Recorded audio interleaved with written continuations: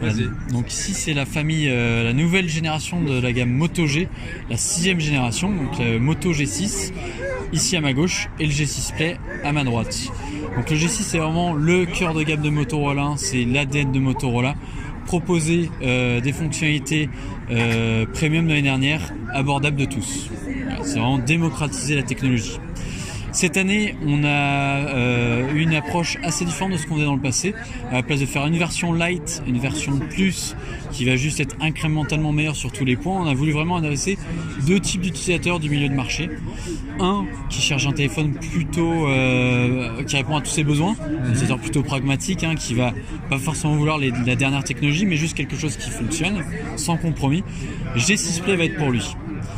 Et on a créé également G6 qui va être ici plus pour le profil créatif, qui achète un téléphone milieu de gamme plutôt il aspire plutôt pour une expérience premium, notamment en photo ou pour le design, vraiment avoir la sensation d'avoir un téléphone premium, mais qui n'a pas le budget pour ça. Donc ici on a créé le Moto G6 pour répondre à cet utilisateur. Donc il y en a un qui a des caractéristiques un peu moins élevées que l'autre, c'est ça en fait. Le G6 a globalement des caractéristiques meilleures, d'où son prix à 249 € contre le G6 Play à 189 €. Mais néanmoins, le G6 Play sur certains aspects est meilleur que le G6. D'accord. Et notamment l'autonomie. L'utilisateur pragmatique veut un téléphone qui ne laisse pas tomber. Et donc le G6 Play va avoir une autonomie record de 4000 mAh. C'est ce qui se fait de mieux dans son segment prix. Il va également venir avec une coque de protection incluse dans la boîte, qui a l'utilisateur un peu plus pragmatique, qui va avoir un achat un plus réfléchi, il va voir que son téléphone dure dans le temps, donc on a une coque incluse avec le produit. Et on a également tout ce qui est sécurité, on n'avait pas de sécurité tous les 2-3 mois, une mise à jour d'OS promise majeure sur ce produit. Donc vraiment un téléphone qui va vraiment répondre à ce cas d'usage. On a tout ce dont on a besoin, 3 Go de RAM, 32 Go de stockage, un processeur octa-core, un bel écran HD+, en 18/9, 5.7 pouces. Voilà, tous les incontournables ont été mis, mais surtout aller plus loin avec l'autonomie, qui va vraiment être un des points forts pour l'utilisateur qu'on cible sur le G6 Play. Donc le G6. Le G6, ici j'explique tout à l'heure, est plus pour un profil créatif, donc ici on va plus mettre l'accent sur le design. On va être sur du vert véritable ici, avec des irisations, on les voit mal ici. Il y a des irisations, des beaux reflets avec un vert, un nouveau coloris Deep Indigo, qui a un coloris assez proche d'un noir mais qui a des reflets bleutés. À l'avant, toujours un écran 19e qui va passer en Full HD+.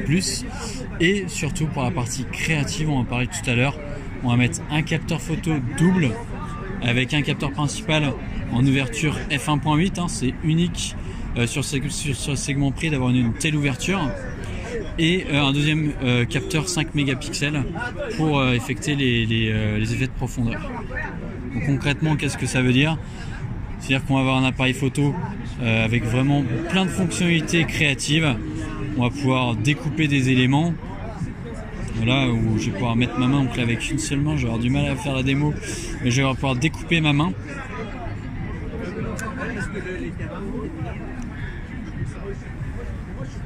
Idéalement là je fais la démonstration avec ma main, mais bien entendu généralement c'est une personne qu'on va plutôt essayer de détourer de son arrière-plan. Voilà, et donc pouvoir ajouter un autre arrière-plan. Redimensionné, on peut vraiment jouer avec sa photo, mais on va aussi pouvoir faire des effets portraits, donc avec des effets de flou.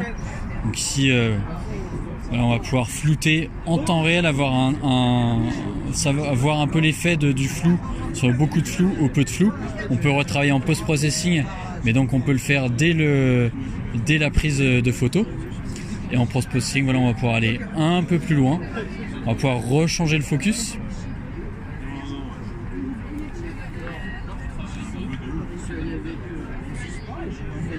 Ou réajuster le niveau de flou. Mais également jouer sur les couleurs avec un noir et blanc sélectif qui va me permettre de tout garder en noir et blanc en arrière-plan, mais ou l'inverse, donc de mettre un plan en couleur, l'autre en arrière-plan, l'autre en noir et blanc. Ouais, on peut vraiment s'amuser sur la partie photo. Donc, Et puis mon préféré, voilà, le filtre couleur, hein, qui permet de faire un filtrage sur une couleur choisie, ici le bleu, ouais, et de passer tout le reste en noir et blanc, ou le vert, passer tout le reste en noir et blanc. Voilà.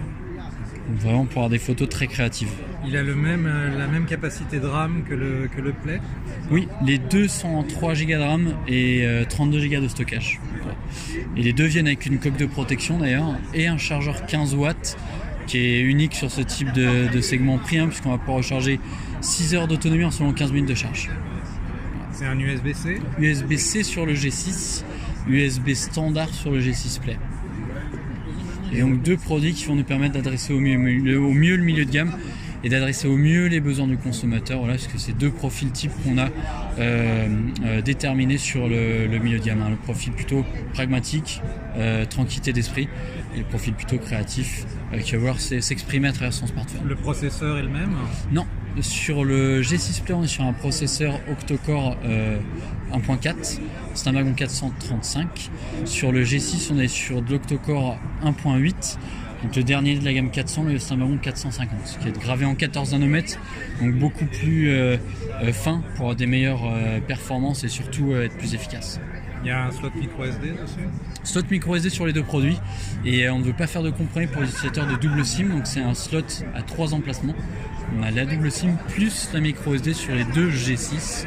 Et puis la petite différence, j'ai oublié d'en parler, et sur le G6 par rapport au G6 Play, c'est le capteur d'empreinte qui est en façade à la place d'être à l'arrière sur le G6 Play. Les deux ont le capteur d'empreinte, mais lui là sur la face avant, qui est plus pratique, notamment quand son produit est sur une table. Quand on est sur une table, on n'a pas besoin d'aller se glisser derrière pour l'activer. Également la reconnaissance faciale sur le G6 pour donner accès à la dernière technologie. Merci beaucoup.